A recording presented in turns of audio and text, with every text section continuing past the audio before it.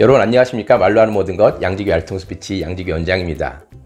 평소에 말할 때는 괜찮은데 평소에 말할 때는 왜 괜찮냐면요, 자기가 의식하지 않고 그냥 말하니까 그러는 거예요. 그런데 앞에서 발표할 때, 프레젠테이션을 할 때나 그리고 어떤 영상을 찍을 때, 대본을 가지고 말할 때, 그때 괜히 어색해지죠.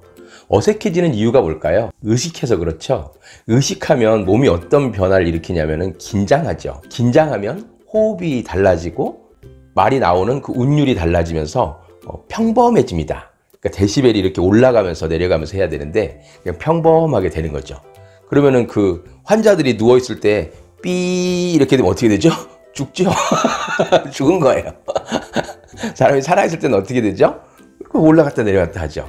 그런 것처럼 똑같이 말이 생동감 있게 느껴지고 사람의 귀에 잘 들려지게 하려면 이것이 가장 중요합니다. 말에 운율이 있어야 돼요. 운율. 말에 운율이 있으면서 그 말들이 생동감 있게 그 사람에게 전달되어야 되는 거예요. 노래가 사람들 귀에 쏙쏙 들어오는 이유가 뭡니까? 리듬이 있고 운율이 있고 그리고 폭이 있기 때문에 그 노래가 내 귀에 쏙쏙 들어오는 거예요. 이런 말이 있습니다. 노래는 말하듯이 하고 말은 노래하듯이 하라고. 그걸 누가 했냐면요, 제가 했습니다. 학교 다닐 때 교수님이 하셨던 말씀 같기도 하고요. 그런데 말하는 것을 그 노래하는 것처럼 하는 사람들은 똑같은 얘기를 해도 참 재밌어요. 그 사람이 말하면 괜히 끌리고, 똑같은 상황을 얘기하는데도 그 사람이 하면 재밌어요. 그런데 똑같은 상황인데 어떤 사람이었으면 재미없고 지루해요. 그 사람은 삐 이렇게 말하는 거예요. 그리고 재미있게 말하는 사람은 운율이 있게, 생동감 있게. 여기서 생동감 있다는 말은 또한 그림 그리듯이 말하는 거예요. 그것이 내 머릿속에 내가 상상될 수 있도록, 연상될 수 있도록 말을 해주는 거예요. 그러기 위해서는 뭐를 잘해야 될까요? 그렇죠. 설명과 묘사를 잘 해야 돼요. 설명과 묘사를 잘 못하는 데서는 어떡하죠? 그러면 그 말에 운율만 주면 돼요. 똑같은 말인데도 리듬감 있게 하면 전혀 말이 달라지게 느껴지거든요. 예를 들어서 이런 겁니다. 학교 종이 땡땡땡 어서 모이자 선생님이 우리를 기다리신다 라는 걸 한다고 쳐요. 어떤 사람이 그것을 읽고 말해요. 학교 종이 땡땡땡 어서 모이자 선생님이 우리를 기다리신다 이렇게 읽는다고 쳐요. 그것과 또 학교 종이 땡땡땡 어서 모이자 선생님이 우리를 기다리신다 이렇게 하는 것과는 전혀 느낌이 다르죠. 운율을 준다는 것은 이것만 아시면 됩니다. 자신의 호흡대로 말을 이어나갈 때에 중요하다고 생각되는 부분을 강조하는 거예요. 하나의 글을 봤을 때 그 글을 놓고 그냥 한번 읽어보세요. 읽어본 다음에 내 호흡에 맞게 강조되어야 될 부분의 단어들이 있어요. 아니면 그 문장에 강조해야 할 단어가 있어요. 그런데 내 호흡에 맞게 강조하고 싶은 단어와 그 문장에서 강조하고 싶은 단어가 다를 수도 있어요. 그럼에도 불구하고 내 호흡에 맞게 강조하는 그 단어를 하다 보면 내가 강조하고 싶은 단어까지도 같이 나오는 경우가 많이 있습니다. 학교 종이 땡땡땡 어서 모이자 선생님이 우리를 기다리신다 라고 했을 때 어떤 말이 그 안에서 가장 중요한 말인가요? 어떤 말이 가장 중요하다고 할 수 없죠. 왜냐?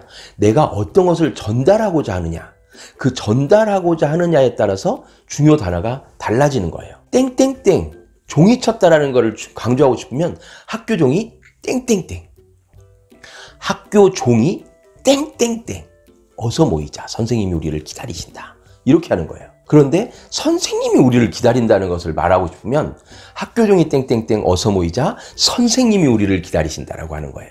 강조 단어에 있어서 강조 단어를 동그라미를 치고 그것을 강조해서 말하라 그러면 거의 대부분 이렇게 하십니다. 그 선생님을 강조한다고 했을 때요, 학교 종이 땡땡땡 어서 모이자 선생님이 우리를 기다리신다 이런 식으로 해요.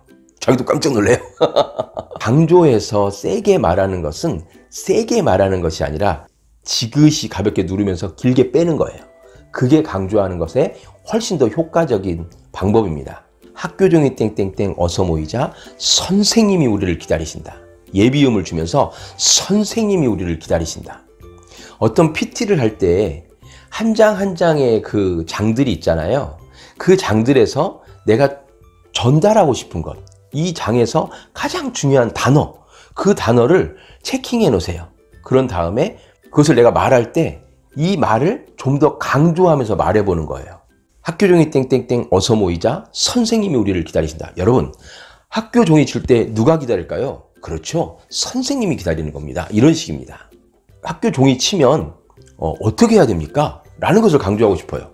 그러면 어서 모이는 것을 강조하는 거예요. 어서 모이자. 학교 종이 땡땡땡 어서 모이자. 여러분, 학교 종이 땡땡 치면 어떻게 해야 될까요? 그렇죠. 어서 모이는 겁니다. 이런 식인 겁니다. 내가 강조하고자 하는 것, 그것을 지그시 누르면서 길게 빼는 것.